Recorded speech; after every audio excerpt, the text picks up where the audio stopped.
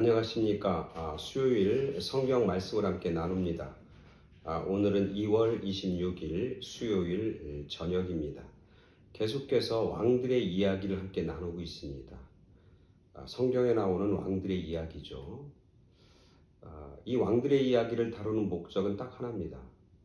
그 왕들의 치적을 살펴보려고 하는 것도 아니고 어떤 왕들이 성경에 기록되어 있는지 그것을 알기 위해서 하는 것도 아니고 진정한 우리 삶의 왕이 누구인지, 진정한 우리의 주인이 누구인지를 다시 한번 살펴보고 점검하기 위해서 말씀을 함께 나눕니다. 그래서 주제는 뭐냐면 왕들의 이야기입니다. 오늘이 그 세 번째 시간이죠. 첫 번째는 사울 왕이라고 하는 왕을 살펴보았고, 지난 시간에는 솔로몬이라고 하는 왕을 살펴보았습니다. 우리가 잘 아는 것처럼 이스라엘의 역사 속에서 사울 왕, 그 다음에 다윗 왕, 솔로몬 왕, 이 세 명의 왕들이 이제 통일, 소위 말하면 하나의 이스라엘, 하나의 유대 나라를 통치하기 시작했고, 솔로몬이 죽은 후에는 이 하나의 나라가 두 동강이가 납니다. 둘로 나눠지죠. 그 이유는 이 솔로몬의 아들이 있었는데 그 아들의 이름이 르호보암입니다. 르호보암이라고 하는 뜻은 뭐냐면 백성을 번성케 한다, 이런 의미를 가지고 있죠. 르호보암이라고 하는 사람이 왕이 되었는데 그 당시 백성들은 굉장히 힘든 삶을 살았어요. 굉장히 궁핍했단 말이죠. 예를 들면 솔로몬 왕궁은 화려했는데 백성들의 삶은 궁핍했어요. 솔로몬의 왕궁에는 은금과 보석이 가득했지만 일반 백성들의 집에는 먹을 것조차 힘든 그런 형편으로 전락하게 된 거죠. 그 이유는 뭐냐면 솔로몬이 왕궁을 건설하고 성전을 건설하고 도시를 건설하고 또 자기가 결혼해서 데리고 온 700명의 처첩들을 거느리다 보니까 엄청난 돈이 필요한 거죠. 그래서 백성들에게 굉장히 과중한 세금을 물리게 되는 거죠. 그리고 여러 가지 건축 사업에 백성들의 노역을 엄청나게 시키게 되는 거죠. 그래서 육체적으로 백성들은 노역해서 노동하느라고 힘들고 경제적으로는 엄청난 세금을 내야 되기 때문에 경제적으로 굉장히 궁핍한 그런 환경 속에 처했던 것이죠. 그러다가 솔로몬이 죽었어요. 그러니까 백성들의 이렇게 불만이라고 그럴까, 그런 백성들의 이렇게 눌려져 있던 그런 불만이 막 표출됩니다. 그래서 르호보암이 왕이 되었을 때 원로들이, 이스라엘 백성의 원로들, 어른들이 제안을 합니다. 아버지가 굉장히 많이 이제 백성들을 힘들게 하는 일들을 했으니까 당신은 백성들에게 조금 관대해지고 조금 세금도 탕감해주고 이제 백성들을 노역으로 강제 동원하는 일도 좀 없이 그렇게 했으면 좋겠습니다. 그렇게 얘기하는데 이 르호보암의 옆에 있는 젊은 대신들은, 저 같이 성장했던 그 젊은 대신들, 젊은 친구들은 아니라고, 당신의 아버지보다 더 세게, 당신네 아버지보다 더 무섭게 이 백성들을 다스려야 된다고, 괜히 세상 말로 하면 세게 보여야 된다고, 괜히 약호 죽으면 왕의 자리를 유지할 수도 없고 그리고 왕이 될 수도 없다고 막 그렇게 얘기한다. 그래서 이 르호보암이 자기와 친한 젊은 사람들의 이야기를 듣고 백성들에게 더 과중하고 더 무거운 그런 노역과 세금을 부과하는 거죠.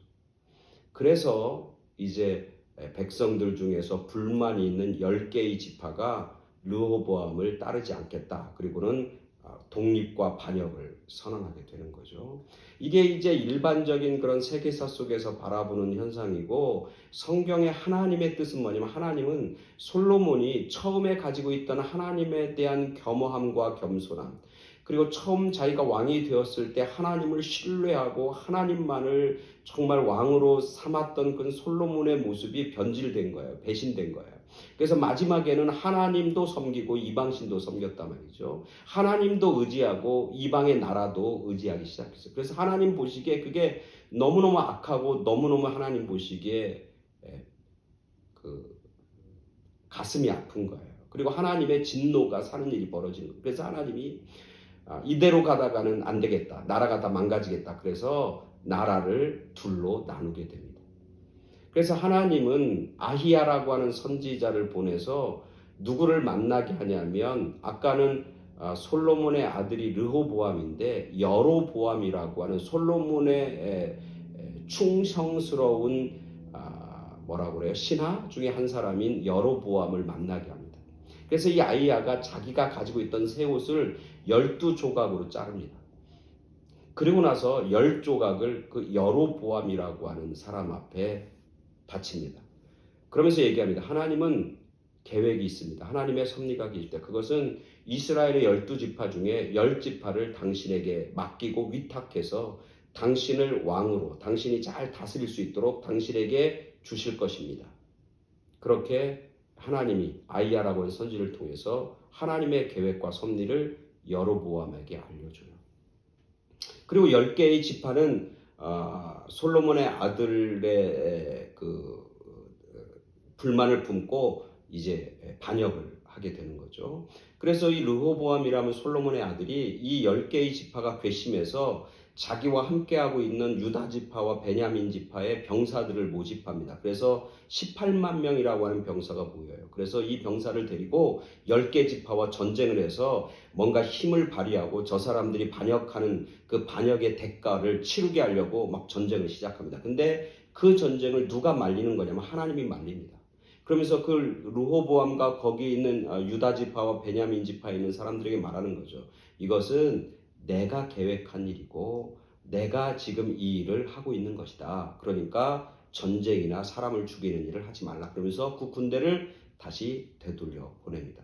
그리고 나서 10개 지파 사람들이 모여서 왕을 세우는데 누굴 세우냐면 하나님의 계획과 섭리대로 여로보암이라고 하는 이름의 뜻은 뭐냐면 백성들이 많이 있다라는 뜻이에요. 백성들이 많다. 그러니까 12개의 지파 중에 10개의 지파를 다스리는 백성들이 많은 그런 10개 지파의 왕으로 여로보암이 이제 등극하게 됩니다. 그러니까 여로보암이 10개의 지파를 다스리면서 북쪽의 이스라엘이라고 하는 나라의 왕이 된 것은 엄격히 따져보면 하나님의 인도하심이었고 하나님의 섭리였다는 거죠. 하나님이 계획이 있었고 그 계획을 여로보암한테 알려주고 그리고 그 백성들에게 여로보암을 왕으로 세울 수 있도록 그리고 남쪽에 있는 사람들에게도 이 10개의 지파를 따로 세워서 나라를 구성하고 왕을 세우는 것은 하나님의 뜻이고 하나님의 일을 행하신다고 하는 걸 다 알리고 밝혔던 그런 일이에요. 그래서 다른 얘기로 하면 여로보암이 왕이 된 것은 그가 뭐 왕족도 아니고 뭐 왕의 가문도 아니고 무슨 뭐 다른 사람보다 아주 굉장히 특출나서 왕이 될 만한 그런 인물도 아닌데도 불구하고 하나님이 그를 택해서 10개의 지파의 왕으로 세워 주셨다는 거죠. 그럼에도 불구하고 이제 우리가 읽는 그 열왕기 상하나 뭐 역대상 상하나 이스라엘의 왕들의 이야기를 쭉 살펴보면 그 왕들의 치적 그 왕들이 어떻게 나라를 다스리고 그 왕들이 어떻게 살았는지를 평가하는 그 평가 하나님의 평가의 기준은 딱 두 개예요. 하나는 뭐냐면 그들이 다윗의 길로 행하였다. 이 얘기는 뭐예요? 왕들이 하나님 앞에 순종하고 하나님께만 예배드리고 하나님을 신실하게 따랐고 하나님 앞에 겸손했고 그들이 하나님의 뜻을 쫓았고 그들이 하나님의 뜻을 분별했다고 하는 그래서 하나님께서 그 왕들을 칭찬할 때 한마디로 뭐라고 하냐면 그들은 다윗의 길로 행하였다 이렇게 평가하는 겁니다. 또 다른 반대의 평가가 있어요. 그건 뭐라고 하냐면 성경에서 이렇게 얘기해요. 여로보암의 길로 행하였다. 여로보암 누구예요? 지금 10개의 지파의 왕이 첫 번째 왕이잖아요. 하나님이 어쩌면 나라를 만들어갖고 나라를 갈라지게 하고 그리고 그들을 모아서 왕으로 세운 사람이 여로보암인데 하나님은 왕들을 평가할 때 부정적인 평가 하나님에게 등을 돌린 사람 하나님을 배신한 사람 하나님을 떠난 사람 그리고 우상 숭배를 한 사람 하나님 없이 하나님을 버리고 산 사람 그런 왕들을 평가할 때 그들이 여로보암의 길로 행하였다. 이렇게 얘기한다. 그러니까 여로보암이라고 하는 왕은 대표 주자인 거예요. 뭐의 대표 주자냐면 하나님을 떠나고 버린 왕들 중에 대표 왕이 여로보암인 거예요. 즉 여로보암은 그렇게 전락한 거예요. 하나님이 그를 왕으로 세웠고 하나님이 나라를 그에게 허락해 줬는데 그런데 어떻게 그 여로보암이 악한 왕의 대표주자로 하나님을 떠난 그런 왕의 대표주자가 됐을까? 그가 게을렀을까? 그가 무슨 하나님 앞에 굉장히 큰 잘못과 죄와 악을 행했을까? 그런 모습이 아니고 그가 악을 행한 왕의 대표가 된 이유가 오늘 우리가 지금 읽을 본문에 나와 있습니다. 열왕기상 12장 25절부터 30절까지 말씀입니다. 열왕기상 12장 25절부터 30절까지 말씀 제가 봉독해 드립니다. 여로보암이 에브라임 산지에 세겜을 건축하고 거기서 살며 또 거기서 나가서 분이엘을 건축하고 그의 마음에 스스로 이르기를 나라가 이제 다윗의 집으로 돌아가리로다. 만일 이 백성이 예루살렘에 있는 여호와의 성전에 제사를 드리고자 하여 올라가면 이 백성의 마음이 유다 왕 된 그들의 주 르호보암에게로 돌아가서 나를 죽이고 유다의 왕 르호보암에게로 돌아가리로다 하고 이에 계획하고 두 금송아지를 만들고 무리에게 말하기를 너희가 다시는 예루살렘에 올라갈 것이 없도다. 이스라엘아 이는 너희를 애굽 땅에서 인도하여 올린 너희의 신들이라 하고 하나는 베델에 두고 하나는 단에 둔지라. 이 일이 죄가 되었으니 이는 백성들이 단까지 가서 그 하나에게 경배함이더라. 아멘. 오늘 말씀 25절부터 30절 여로보암이 왕이 돼서 첫 번째 한 일에 대해 설명하고 있어요. 근데 오늘 이 본문 말씀을 읽으면서 제가 딱 제 눈에 제 마음에 새긴 글자는 이겁니다. 그의 마음에 스스로 이르기를. 그는 왕이 돼서 굉장히 열심히 일했어요. 굉장히 열정적으로 일했다. 오늘 성경에 보니까 그가 왕이 되고는 세겜이라고 하는 도시를 건축하고 더 나아가서 브느엘이라고 하는 성도 건축하고 그러니까 성을 막 2개씩이나 건축한 거예요. 그러니까 왕이 돼서 열심히 왕궁을 건설하고 도시를 건설하고 엄청나게 열정을 가지고 열심을 다해서 일을 했단 말이죠. 근데 문제는 뭐냐면 열심은 있었는데 뭐가 없었냐면 스스로의 열심이었다는 거예요. 내 마음에 스스로 이르기를 이제는 나는 다윗과 같은 그런 왕이 되었어 이렇게 얘기하는 거예요. 스스로 막 세겜도 건축하고 브니엘도 건축하고 막 왕궁과 도시들을 막 건축하고 나서는 자기 스스로 이야기하는 겁니다. 이 정도면 됐어. 이 정도면 훌륭해. 이 여로보암은 왕이 돼서 뭔가를 하기 전에 하나님 앞에 나와서 하나님의 뜻이 무엇입니까? 하나님 어떻게 해야 하나님 이 나라 백성들을 잘 다스립니까? 내가 무엇을 해야 합니까? 라고 하나님 앞에 묻질 않아요. 다윗은 하나님께 왕이 된 이후로 계속 물어요. 하나님 어떻게 하면 됩니까? 무엇 해야 됩니까? 하나님이 기뻐하시는 건 뭡니까? 하나님의 뜻은 어디 있습니까? 계속 물으면서 살았던 게 왕이 다윗이라면 이 여로보암은 묻지 않아요. 열심히 있고 막 애쓰고 열정도 있는데 그게 다 자기 스스로 하는 열심이. 하나님의 이게 뭐냐면 다윗은 왕이 된 이후에도 여전히 하나님을 뭘로 인정했냐면 당신의 주인으로 당신의 왕으로 인정하고 살았고 여로보암은 왕이 된 이후로는 이제는 하나님을 버린 거예요. 즉 주인을 버리고 왕을 버린 것이죠. 그러니까 자기 스스로 다 하는 거예요. 그래서 오늘 성경에 우리가 읽진 않았지만 오늘 12장의 마지막 본문에 보면 이렇게 그가 자기 마음대로 정한다. 그러니까 하나님 앞에 드리는 절기도 자기가 마음대로 정해 날짜도. 하나님이 이미 정해준 날짜가 있는데 그것 무시하고 자기가 제 마음대로 날짜를 정해서 그날 하나님 앞에 예배드리고 제사하자 이렇게 얘기한다고요. 이게 여로보암이 결국 하나님으로부터 버림받게 되는 것이고 결국 여로보암이 하나님을 떠나고 등지고 버린 대표적인 왕으로 성경상에서 이름을 올리고 또 그렇게 치욕적인 그런 이름과 자리를 차지하게 되는 것이죠. 그래서 오늘 성경에 보니까 얘기하는 거예요. 그리고 자기 스스로 10개라고 하는 많은 지파, 큰 나라를 다스리려다 보니까 자기를 알잖아. 자기는 자기를 알잖아. 내가 어떻게 10개의 지파, 자기가 왕의 족도 아니고 왕의 가문도 아니고 왕궁에서 살아본 경험도 없고 왕의 어떤 수업도 받지 못하니 이 여로보암이 왕이 됐어요. 그것도 10개의 지파를 다스리는 왕이 됐다. 그러니까 얼마나 두렵고 얼마나 불안하겠어요. 내가 어떻게 이걸 다스릴까? 내가 어떻게 이 사람들을 잘 왕으로서 어떻게 이 사람들을 잘 관리할까? 불안하고 두렵잖아요. 불안하고 두려우니까 오늘 성경에 보니까 뭘 만들어요? 우상을 만드는 거예요. 백성들이 자기 나름대로 상상을 하는 거예요. 자기 나름대로 망각을 하는 거예요. 망한 생각을 하는 거예요. 이 백성들이 예루살렘 성전의 절기에 따라서 남유다로 예루살렘을 내려가면 그 예루살렘은 르호보암이라고 하는 솔로몬의 아들이 통치하는 곳인데 백성들이 자꾸 그쪽에 왔다 갔다 하다 보면 르호보암이라고 하는 사람들의 영향을 받아서 이 사람들이 그 사람이 당신의 왕이고 주인이라고 생각하고 그들이 내려와서 자기를 죽일까 봐 두려운 거예요. 걱정과 근심과 불안. 이건 뭐 그렇게 되지도 않아요. 근데 스스로 그러는 생각이나 불안하니까 그런 망각에 사로잡혀서 어떤 일을 하는 거냐면 그들이 더 이상 예루살렘으로 올라가지 않도록, 그들이 더 이상 하나님의 성전에서 예배드리고 제사를 드리지 못하도록 금송아지 2개를 만듭니다. 그러면서 백성들에게 얘기하는 거예요. 이것이 너희의 신이라고. 그리고 하나는 다네, 하나는 베델에 그 금송아지 2개를 세웁니다. 그리고 백성들에게 이제는 다시 예루살렘 하나님의 성전에 올라가서 예배드리고 제사 드릴 필요 없이 단이나 베델에 가서 금송아지한테 절하고 예배드리면 그게 하나님 앞에 예배드리는 것과 동일해, 이렇게 얘기합니다. 그래서 백성들이 예루살렘 성전에 가지 못하게 만들고 거기에 가서 금송아지에게 절하고 예배드리도록 만드는 것이죠. 그러니까 하나님은 여로보암을 가장 악한 왕으로 평가하는 겁니다.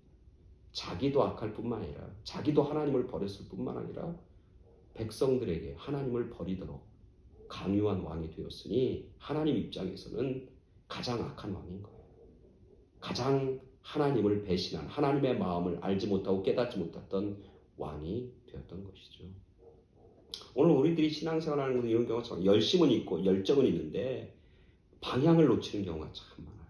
그냥 내 스스로, 내 열정, 내가 하고 싶은 것, 막 그거 열심을 냅니다, 교회에서. 하나님이 원하시는 것인지, 하나님의 뜻이 뭔지, 하나님이 정말 우리에게 귀하게 여기는 건 뭔지에 대해서 묻지 않는 거예요. 그리고 자기 생각대로, 자기 마음대로, 자기 멋대로 하나님을 섬긴다고 그러고, 하나님을 예배한다고 그러고, 주님의 교회, 몸된 교회에게 봉사한다고 하는 그런 일들이 많아요. 그러다 보면 꼭 시험 들고, 그런 사람이 꼭 시험 들고, 그런 사람이 교회에 문제를 일으키고 교회를 분란에 빠뜨리는 경우가 얼마나 많이 있는지 몰라요.